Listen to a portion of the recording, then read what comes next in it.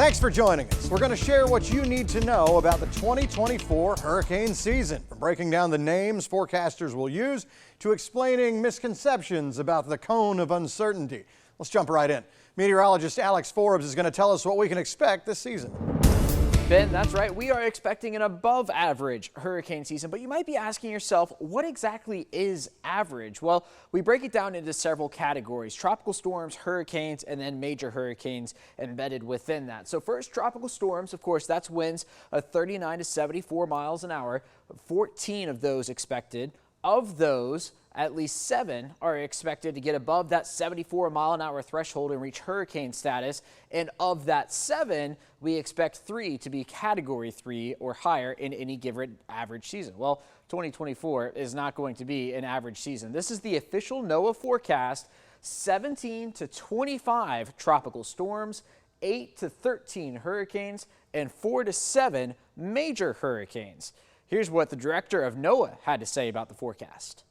The forecast for named storms, hurricanes, and major hurricanes is the highest NOAA has ever issued for the May outlook.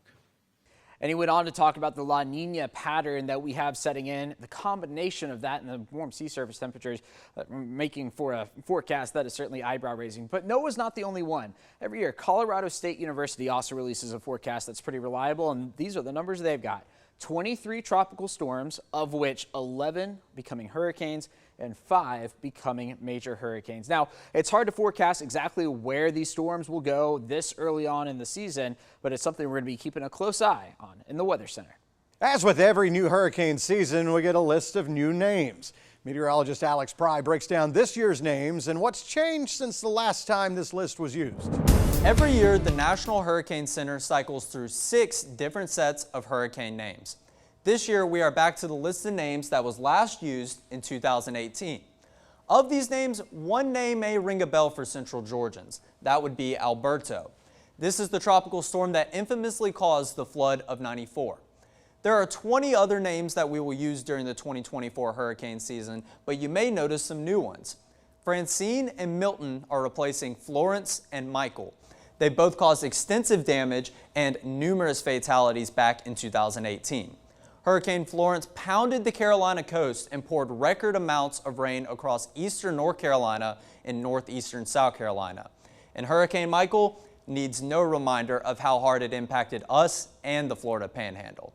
But with an above-average hurricane season forecasted, more named storms could form than names available. If this were to happen, the National Weather Service would use a supplement list of names if we make it to hurricane number 22 this summer. It would be the first time this list is used. Back in 2020, the old backup list of Greek letters was retired. This new list starts back at the letter A and has a total of 21 more names for a grand total of 42 possible hurricane names this year. Thanks, Alex. When we talk about these storms as they approach, you'll see us use a track made by the National Hurricane Center. It looks like a cone, but you might get the wrong idea about what it actually means. Meteorologist David Guerrero is here to let you know what you should be on the lookout for when you see this on TV or your phone.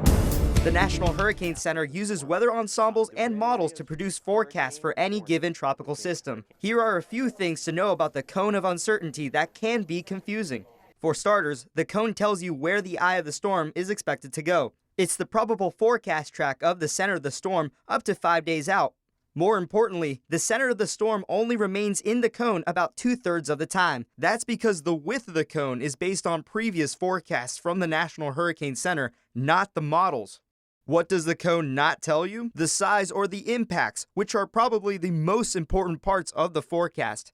In every cone, impacts will reach far beyond the boundaries, especially in this short-term time period. Lastly, the cone changes. Small changes in the trajectory of a storm can have significant impacts on the cone, especially the further the forecast goes out in time. With tropical systems, your location does matter when it comes to what kind of effects you'll see from the storm and what kind of damage you can expect. You may hear us say something about the dirty side of the storm. So what is that, and why is it important? The dirty side of a storm refers to the area of a hurricane or tropical system where you'll find the highest winds, highest storm surge, and greatest tornado threat. So which side of the storm is that? Well, generally, it's the northeast side of the storm, or more simply put, the right side of the storm. It also depends on which direction the storm is moving. If it's traveling in a northern direction, the dirty side will be more on the direct right-hand or eastern side. If the storm is traveling in a more westerly direction, the dirty side will be more on top of it. So what makes that side of the storm dirty? Well, it's all about the wind direction and a little math. If a storm is moving north at 30 miles an hour and has wind speeds of 100 miles an hour, then the storm will produce winds of 130 miles an hour on the right or dirty side of the storm, while on the left side, winds move in the opposite direction of the storm's movement one, so they'll be slower at 70 miles an hour. It's important to remember though, even as the storm grows stronger, every side becomes dangerous. We say all the time, Central Georgia sees it all. But when it comes to hurricanes and tropical systems, that may not always be the case. Here's what we have to be concerned about and what we don't. Storm surge and Category 5 winds are usually what people associate with the worst part of hurricanes. But the good news in our neck of the woods is that those two impacts are something we will never face. Realistically, we look at threats from wind up to about Category 3 strength, tropical tornadoes, and of course, inland flooding. It's not the same as storm surge, but it could be just as deadly. 30 years ago, flooding from Tropical Storm Alberto claimed the lives of 31 people, making it the deadliest storm in central Georgia history. And it was only a tropical storm. By the time a hurricane or tropical storm reaches central Georgia, it can still dump large amounts of rain, overwhelming our local streams and waterways. Tornadoes are also a possible threat, as the outer bands on the right side of a hurricane can provide the right environment for tornado development. When the historic Hurricane Katrina was causing havoc in New Orleans, its outer bands produced multiple tornadoes in central Georgia, with the worst tornado destroying a bank in Fort Valley. And while we'll never have to worry about Category 5 force winds, central Georgia can still have up to Category 3 winds, which is still strong enough to cause widespread damage, just as we saw in 2018. That's when Hurricane Michael brought 90 to 100 mile-per-hour winds and caused a massive hit to agriculture, costing the local economy nearly $500 million.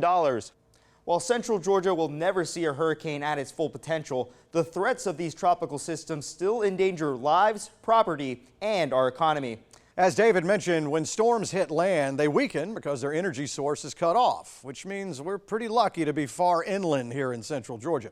But when we're tracking storms, coastlines close to us can be the first to see devastating impacts. So let's review what happens when people have to evacuate. Folks in Bryan, Chatham, Glenn, and McIntosh counties are all in evacuation zones. When they're asked to leave their homes, they'll make their way up towards us here in central Georgia via I-16. That's when the Georgia Department of Transportation sets their contraflow plan in action.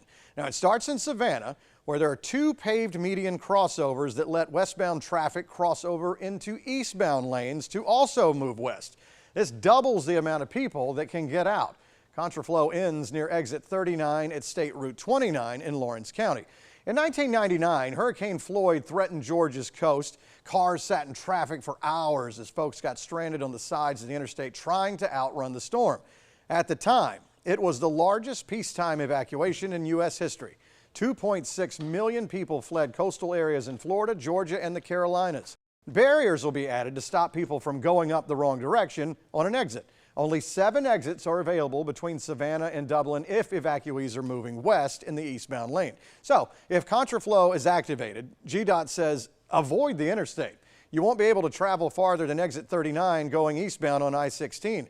You'll still see normal two-way traffic on the rest of I-16 between Macon and exit 51 in Dublin. Don't forget, you can track hurricanes along with our weather team all season long as they approach central Georgia. Find it all on the 13 WMAZ mobile app. Just look for the Hurricane Center section.